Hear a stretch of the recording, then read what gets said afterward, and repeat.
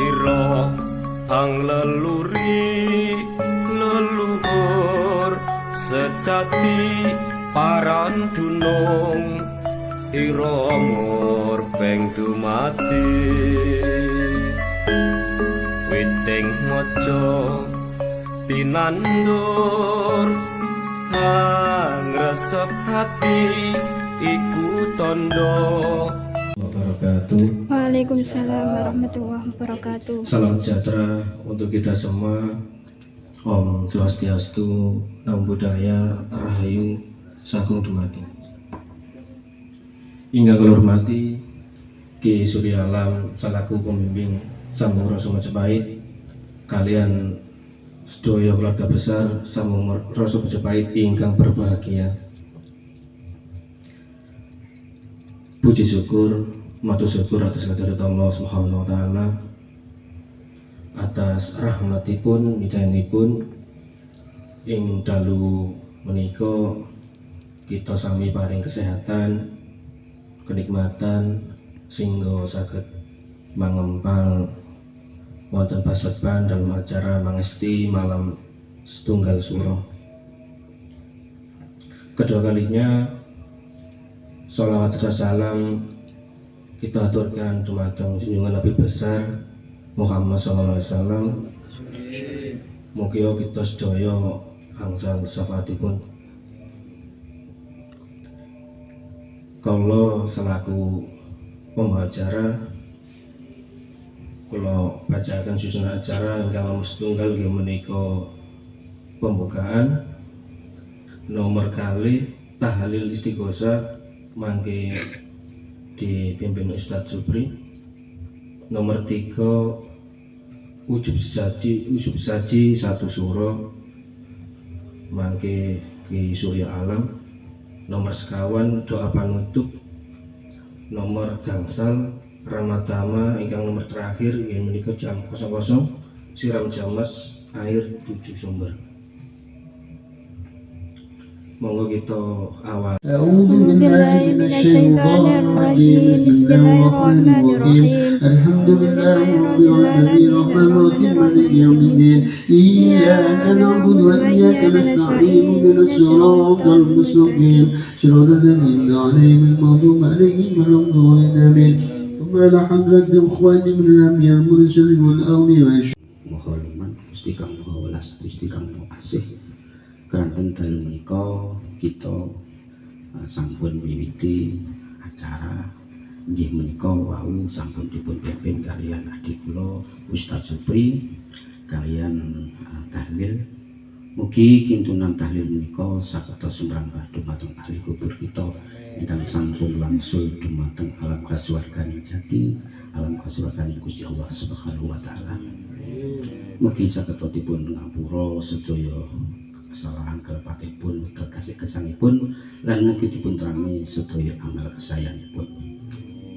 Kula ing dalem menika saderengipun kula gelar ujug sesaji atau gelar ujug mapak sasi swara wonten niki kula sedikit wonten wedaran utawi damel angen-angenan mangke bakal sampun kuntur wonten dalem.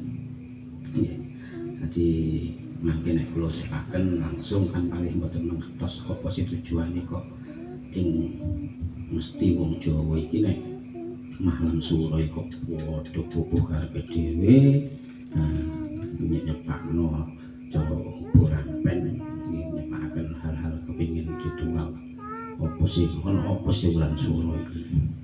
Nggih. Dadi dumateng adik-adik kula muga-muga dados piranti ageman sikep dumateng benjang sampun dewasa nggih menika ulah rakyat Jawi amargi sing pun diarani wulan suro. Suro niki sejatosipun boten wulan sing didamel berbahagia, boten didamel seneng-seneng, ya boten didamel poyah-poyah. Mila menika ing dalu malam mapak siji suro. Tiyang Jawi iki ngadah tradisi ingkang sampun lumampah turun temurun wis riyin iki tasih diwadahi lah posisi Rasulullah golek panggonan banyu sumber kok omahe banyu kok golek nggon sumber. Jadi mergi napa panggenan kasucian menika boten manggen ten halantu kejaba manggen ten banyu utawi tirta. Banyu ya tirta, tirta ya banyu. Nanti banyu niki lah sing ndadekaken wonten wiji menungso menika merga asale teka banyu. Manggen ten halantu kejaba manggen ten banyu utawi tirta. Banyu ya tirta, tirta ya banyu. Nanti banyu niki lah sing ndadekaken wonten wiji menungso menika merga asale teka banyu. Banyu putih. Nah, nggih ketekan banyu. Niki nek tiyang Jawi wonten ural-ural utawi niku ten piwulang kasabaran budal loro nika piwulang sangkan parang dumadi. Dadi tanggal nika wonten bubur suro. Bubur suro niki didamel sesandingan utawi mila menika tiyang ikan gadah sedekah. Sedekah niki enten alit enten ageng. Mbok menawa nek pas wulan suro mboten saged nambel tumpeng niki cukup damel bubur suro. Tujuane dibagekno nang tangga teparone nang dulur-dulure. Tujuane ayo bareng-bareng ndedonga muga-muga sakjerone wulan suro iki awak dhewe niki diadono saka belahi, diadono saka penyakit, diadono saka hal-hal sing kurang apik. Merga suro iki wulan sing peteng asura. Asura iki buta.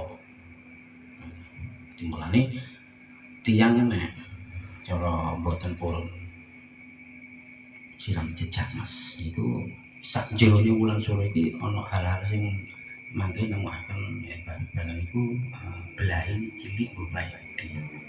Lan tujuane awak dhewe kan siram jejak mas. Mangke kan wonten siram jejak mas menika padha karo adus jinamban. Lah tujuane napa? Ati kula lan panjenengan kan boten mangertos ana reget sing nempel nggo